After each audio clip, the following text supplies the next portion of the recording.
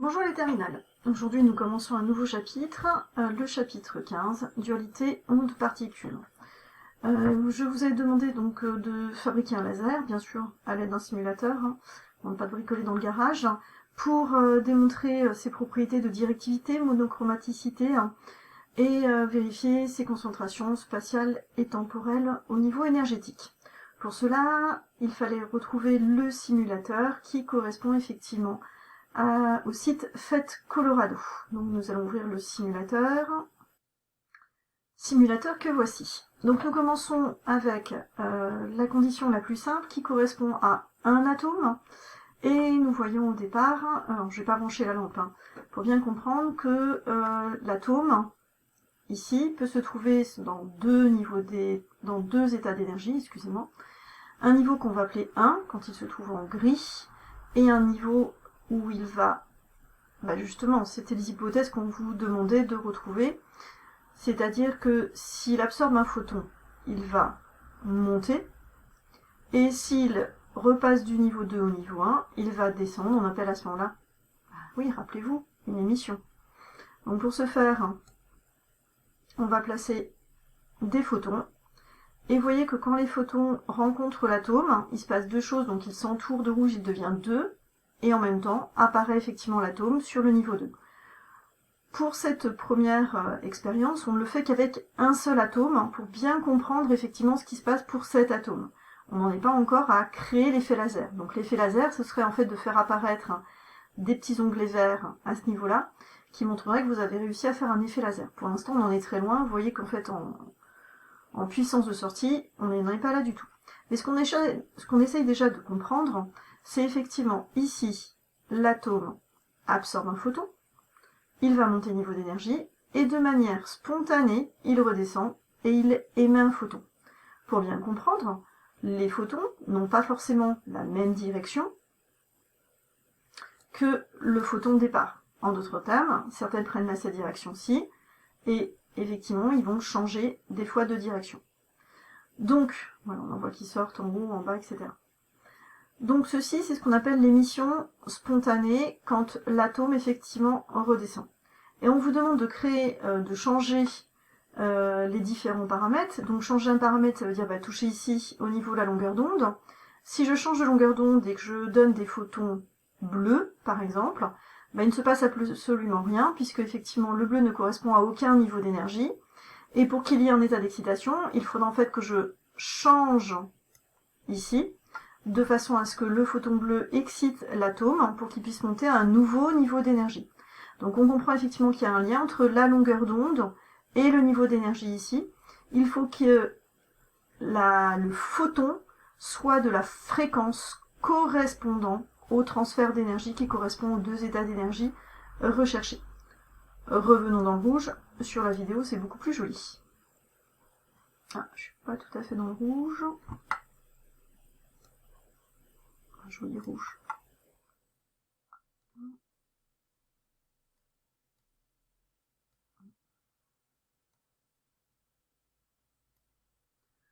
Voilà un joli rouge. Donc, se pose la question, ici, du deuxième facteur. Il s'agit en fait du flux de photons. Ce flux de photons, je l'augmente. Et là, on voit qu'il y a un phénomène qui est un tout petit peu nouveau. Ce phénomène est lié tout simplement au fait que les photons, effectivement, arrivent sur l'atome. Il se trouve dans un état d'énergie, mais par moment, en fait, il y a un deuxième atome qui l'atteint. Et à ce moment-là, au lieu d'avoir un photon à la sortie, j'ai deux photons à la sortie. Je mets sur pause.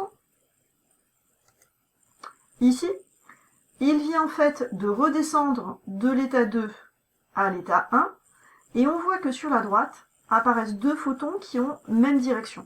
Ces deux photons qui sont en même direction, en fait, sont la conséquence de la rencontre entre un photon et l'atome déjà excité. Et là, ce qui est intéressant, c'est que ces deux photons ont les mêmes caractéristiques. Ils vont partir dans la même direction. Et on voit en fin de compte que là, ou même là, le phénomène se passait déjà. Donc, on a ici, non pas une émission spontanée, mais on a une émission stimulée. Et voilà, l'hypothèse qu'il fallait trouver, c'était effectivement lié à cette émission stimulée, et c'est la première raison de l'existence de l'effet laser. Par contre, on est bien d'accord, on n'est toujours pas dans l'effet laser. Hein. Si vous regardez, mon niveau d'énergie de sortie augmente un peu, mais je ne suis pas encore en train de créer un laser. Bien évidemment, pour avoir un effet laser, on sait que la lumière qui en sort est puissante. Donc il faudrait que j'ai beaucoup d'atomes qui aient ce même état d'énergie. Donc pour ce faire, on va passer à plusieurs atomes. Donc je prends un milieu, je l'ai éclairé en rouge, je vais augmenter le flux d'énergie, et on voit effectivement que en sortie, j'ai bien des émissions stimulées, c'est-à-dire que mes atomes, quand ils vont se désexciter, ils vont en fait créer le double de photons, d'où lumière stimulée. Mais en fait, j'ai pas assez d'atomes à l'état 2. Donc, si j'ai pas assez d'atomes à l'état 2, ce qui va se passer, c'est qu'en fait, j'ai plus dans mon milieu d'atomes désexcités que d'atomes excités. Or, pour obtenir l'émission stimulée, il me faut beaucoup d'atomes dans ce niveau-là. J'ai beau augmenter la durée de vie à l'état 2, c'est-à-dire de faire le maximum pour qu'elle soit présente, en fin de compte, je me retrouve avec des atomes à l'état fondamental en population plus élevée que ici. Ce que j'aimerais, ce serait pouvoir aspirer ces atomes-là pour les mettre ici. En d'autres termes, faire une inversion de population. Pour cette inversion de population, revenons un tout petit peu au niveau de l'énoncé. Donc, les hypothèses, bien évidemment, moi j'ai les bonnes hypothèses puisque je suis le prof, hein, donc j'ai mis directement ce que je pensais. Ensuite, dans ouvrir l'animation, je vous ai demandé de jouer avec le flux, la longueur d'onde, la durée de vie et la hauteur de 2 niveaux d'énergie. En ayant joué là-dessus, on a vu qu'on avait la possibilité de l'absorption, de l'état, alors sur le schéma que j'ai trouvé c'est E0, hein, mais vous avez compris que ce serait E1 sur le simulateur, donc de E1 à E2. Ensuite, l'émission spontanée, c'est quand on repasse de E2 à E1. On a donc une direction qui est quelconque, et ce qui est très intéressant, c'est l'émission stimulée, qui va de E1 à, alors nous c'est E2 à E1, j'ai pas changé, et donc on a ici, effectivement, 2 photons qui sortent, et surtout ils ont les mêmes caractéristiques, et c'est ça qui est important. Donc, on sait que pour obtenir cette émission stimulée, il fallait jouer sur le flux, c'est ce que nous avons vu. Donc, en augmentant le flux de photons, on obtient effectivement un rapport d'émissions stimulées supérieur aux émissions spontanées. On a donc dit qu'il faut exciter un grand nombre d'atomes, et il faut que les photons correspondent à la différence de niveau d'énergie. En d'autres termes, si je veux aller de E2 à E1, il faut absolument que mon photon corresponde à ce transfert d'énergie-là. Donc rappelez-vous, mon photon était rouge pour émettre dans le rouge, et donc je l'excite avec du rouge. Voilà ce qui fait comprendre effectivement cette première partie. Ensuite, je vous parle ici de l'inversion de population. On est bien dans l'animation, à plusieurs atomes, j'y étais déjà passé un peu avant. Et je n'ai pas activé les miroirs, on ne montre pas les photons de haut niveau d'énergie, on n'active pas le niveau, la vue onde. On revoit les paramètres précédents, je vous ai montré que j'avais effectivement excité une population élevée, et ensuite, je m'intéresse au fait d'ajouter un 3e niveau d'énergie. Alors, quand on n'avait que 2 niveaux d'énergie, en fin de compte, j'avais trop d'atomes en niveau 1 et pas assez d'atomes en niveau 2. Donc, je n'ai pas d'inversion de population. Je vous ai dit, pour avoir un effet laser, pour avoir un effet laser, il faut qu'il y ait plus d'atomes en niveau 2 qu'en niveau 1. Revenons au simulateur. Et maintenant, rajoutons un 3e niveau d'énergie.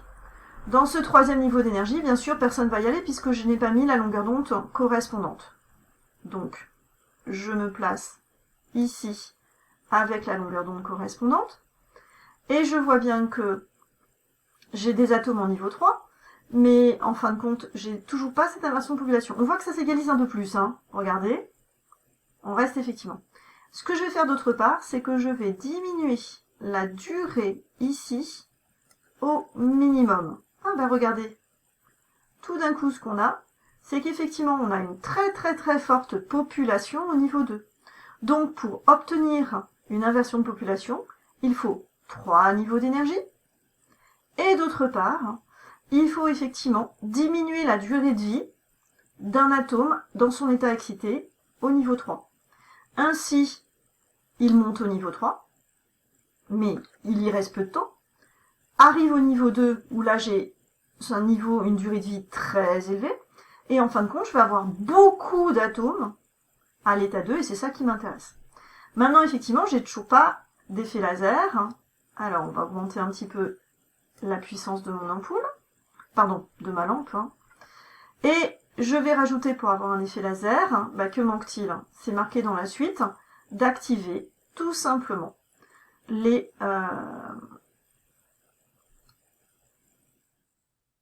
ici, d'activer tout simplement les miroirs. Alors, il s'agit de 2 miroirs. Celui-là est complètement réfléchissant. Et celui-ci est semi-réfléchissant.